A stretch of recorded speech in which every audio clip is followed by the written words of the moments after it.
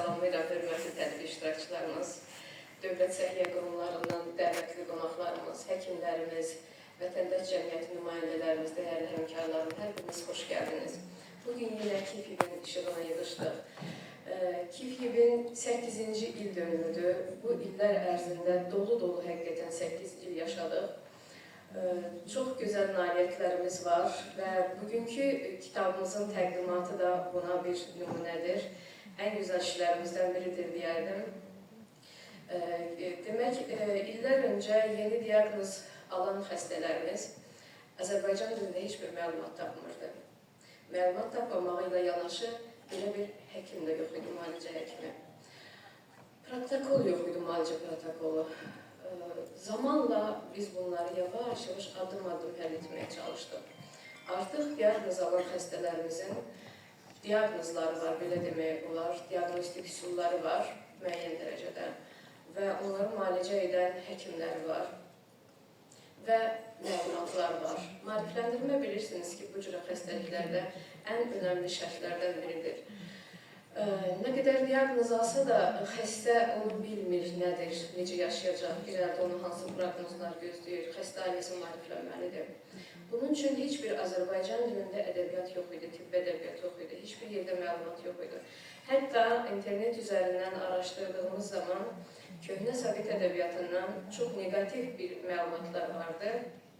Haradakı qeyd olunmuşdu ki, bu xəstələr yalnız 1 yaşına kimi, 2 yaşına kimi yaşaya bilir, ondan sonra vəfat edir. Və bizə gələn xəstələrə hər zaman birinci istəyim olurdu ki, lütfən internetdə araşdırmayın, elə birbaşa bizdən dinləyin, biz sizə hər cürə dəstək olacaq və bunu da etdik. O vəziyyətlərin bugün deyərdim ki, son bulduğu gündür. Çünki Azərbaycan səhiyyəsinə kistik fibroz xəstələrinə yardım ictimai birliyi belə bir töhfə verdi. Kistoz fibroza dair elmi, tibbi ədəbiyyat artıq mövcuddur. Və biz istəyirik ki, bütün həkimlərimizin masa üstündə bir köməkçisi olsun bu kitab. Zaten bu kitabı əldə edən həkimin, yəni xəstənin diaqnozunu qoymamaq kimi, ondan şübhələnməmək kimi bir şansı olmayacaqdır. Bütün məlumatlar orada var. Kistoz fibroz deyərdim ki, hər tərəfində bu kitabda anlatılmışdır. Bu kitabda Sən də gəl, sən də tanı layihəmizin çərçivəsində ərsəyə gəlmişdir. Kitabımızın maliyyə dəstəkçisi Azərbaycan Respublikasının qeyri-hökumət təşkilatlarının Dövlət Dəstəyi Agentliyidir. Və bunun üçün də agentliyimizə çox təşəkkür edirəm ki, həsrətə son qoydu. Yəni, belə bir ədəbiyyatın meydana gəlməsi üçün onlar da əllərindən gələni etdilər. Təbii ki, bu çox böyük şeydir. Kistik fibroz xəstələrinə yardım ictimai birliyinin tarixçəsindən danışacağım. Çünki bugün bizim birliyimizin qeyd olunduğu kimi 8-ci il dönümüdür. Kistik fibroz xəstələrinə yardım ictimai birliyi nə zaman yarandı, necə fəaliyyət göstərir, kimlərdən ibarətdir və hansı strategiyası var, məqsədləri nədir? Bunlar haqqında ətraflıca çalışacağım. Məlumat vermək. Kistik fibroz xəstələrinə yardım ictimai birliyi 2017-ci ilin elə 29 sentyabrında Ədliyyə Nazirliyi tərəfindən rəsmi qeydiyyata alınmış bir birlikdir. Və 12 mart kistoz fibroz günü keçirilir ölkəmizdə. Yəqin ki, bir çox həkimlərin bundan xəbəri var. Çünki biz hər il bugün münasibəti ilə tədbirlər təşkil edirik. 12 martın, nədən 12 mart? Özəlliyi nədir? Özəlliyi ondan ibarətdir ki, kistik fibroz xəstələrinə yardım ictimai birliyi yarandığı kimi 2017-ci ilin sonlarında, 2018-ci ilin əvvəllərində, martın 12-sində belə bir konferans təşkil etdiyi, 300-dən çox həkimlərin iştirak etdiyi və həmin günün şərəfinə 12 mart kistoz fibroz günü adlanır. Çünki niyə? Həmən günü heç bir zaman kistoz fibroz haqqında maariflənmə işləri aparılmamış, kimsə kistoz fibrozu xatırlamamış. Demək olar ki, heç bir xəstə diaqnoz almamış, amma o gün böyük gün idi bizim üçün. Çünki həmən gün müqəddəsdir, bunadan kistoz fibrozlular var, onlar bu ölkədə yaşayırlar və onların ehtiyacları var deyə səsləndik rəsmən. Onun şərəfinə 12 mart kistoz fibroz günümüzdür. KİFİB 2018-ci ildən dediyim kimi başlayaraq hər il böyük tədbirlər həyata keçirir, konferanslar, seminarlar həyata keçirir. Bunlardan biri də 29-u 9-cu ay 2018-ci ildə genetik mövzuda beynəlxalq bir konferans keçirildi. Burada Çexyadan Motol Universitetinin Tibbi Kafedrasının müdürü Milan Mejic, professor, Rusiyadan Aleksey Andreyev o dəvət olunmuşdu. Sonra qardaş qonşu Gürcüstandan Oleg Kiblivitsi professor dəvət olunmuşdu və belə çox gözəl, faydalı bir konferansa da ev sahibliyi etmişdik. Azərbaycanda ilk dəfə kistoz fibroz ailə məktəbi yaradıldı. Bu məktəbin yaradılmasında məqsəd o idi ki, biz daima seminarlar, elmi tədbirlər, konferanslar təşkil edirdik. Lakin baxıb görürdük ki, bu ailələrimiz üçün faydalı olunur. Çünki orada bilirsiniz, elmi terminlər və s. bunlardan bəhs olunurdu. Amma əsas burada biz bilirsiniz ki, FİV olaraq biz hər tərəfli bu işi ələ aldıq. Bir tərəfli deyil, tam orta, neytral bir mövqe tutduq və bunların bütün işləri bir çətir altına toplamağa çalışdıq. Və ailələrin maariflənməsi təbii ki, bizim öncəliyimiz idi. Necə ki, tibb personalı, eləcə də ailə. Çünki ailənin yolu həkimdən keçsə də, amma bu ailə ömür boyu bu xəstəliklə yaşayacaq. O, bunun fərqində olmalıdır. Onun evladını nələr gözləyir, onun vəzifələri nələrdir, bu evladın gündəlik müalicəsində nələr var, burada nəyi göz ardı etmək olmaz. Kistoz fibroz qeyd olunduğu kimi multidisiplinar bir xəstədir və burada heç nəyi göz ardı etmək olmaz. Bu səbəbdən biz ailə məktəbimizi də yaratdıq, ailələrimizi maarifləndirməyə başladıq. Tam 2019-cu ildən ailə məktəbimiz fəaliyyət göstərir. Mən burada təşəkkür edirəm bizim doktorlarımıza. Çünki doktorlarımızı daima dəvət edirik bu məktəbə. Onlar gəlirlər 2 saata yaxın, bəlkə də ondan artıq bir zamanda ailələrimizin suallarına birbaşa cavab verirlər. Və burada kistoz fibrozla yaşamaq öyrənilir əslində.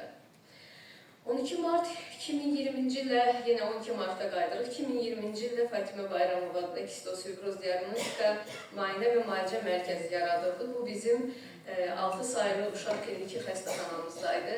Bu mərkəzin fəaliyyəti həqiqətən çox gözəl idi, xatirələrimizdə, tariximizdə qalacaq.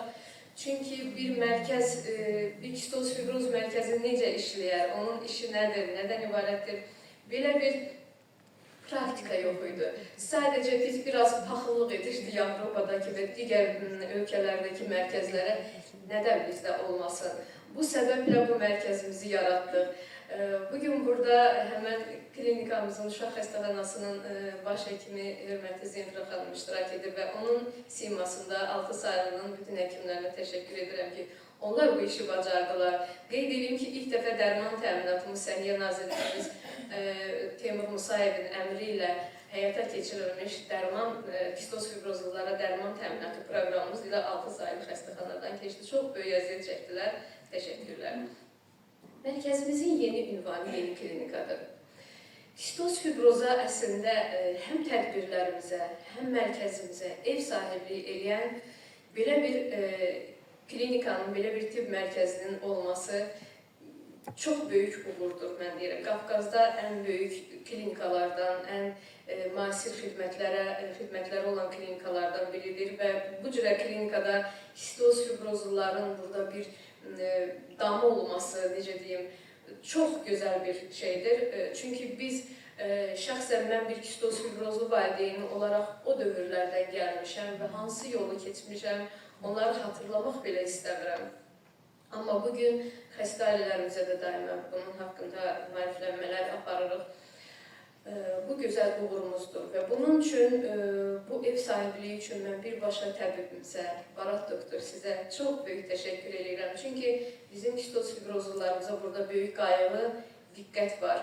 Tibb personalının, hətta texniki işçilərdən belə. Çünki kistoz fibrozluyam dedikləri zaman onlar nə poliklinik şöbədə, nə stasionar şöbədə onlar gözlədirmirlər. Və müayinələrimizdən, müalicələrimizdən həqiqətən xəstələrimiz vəziyyətləri çox yaxşıdırlar, razıyıq, həkimlərimizə böyük təşəkkür edirəm.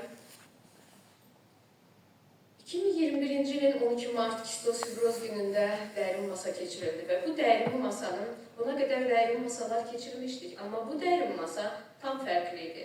Çünki O zamanki Əmək Əhalinin Sosial Müdafiəsi Nazirimiz birbaşa Sahib Babayev şəxsən iştirak etmişdi və Səhiyyə Nazirinin birinci müavini İlqar müəllim iştirak etmişdi və digər səhiyyə qurumlarının rəsmi şəxsləri iştirak etmişdilər.